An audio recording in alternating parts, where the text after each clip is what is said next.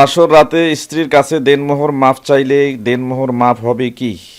আলহামদুলিল্লাহ, বর্তমান সময়ে আমাদের খুব আলোচিত এই বিষয়টি যে আমরা অনেক সময় দেখি যে যুবকরা বিবাহ করছে এবং বিবাহের করার পর তাদের শূন্য হাতে বিবাহ করার পর স্ত্রীর কাছে বাসর রাতে বা বাসর রাত পরবর্তী সময়ে তারা স্ত্রীর কাছে মাপ চেয়ে ক্ষমা চেয়ে মোহরানা মাফ করার একটা তদবির করে থাকে। তো এই বিষয়টি খুব সেন্সিটিভ একটা বিষয়। আল্লাহ নবী সাল্লাল্লাহু আলাইহি ওয়াসাল্লাম কাদেরকে বিবাহ করতে বলেছেন এইটা বিষয় আমাদেরকে জানতে হবে। বুখারী, মুসলিম এবং মিশকাতুল মাসাবি কিতাবুন নিকাহ বিবাহ করা সংক্রান্ত একটি অধ্যায় আল ফাসলুল আউয়াল প্রথম পরিচ্ছেদের 3080 নম্বর হাদিস।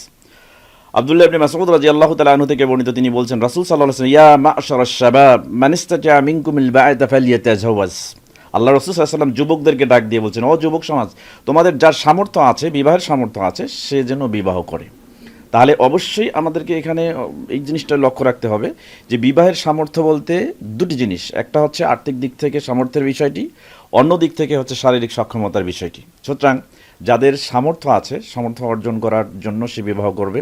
আর বিবাহ করার পরে আল্লাহ সুবহানাহু ওয়া তাআলার নির্দেশ, সূরা নিসা অধ্যায় 4 আয়াত 4, যে তাদেরকে আনন্দ চিত্তে, সন্তুষ্ট চিত্তে মোহরানা পরিশোধ করতে হবে।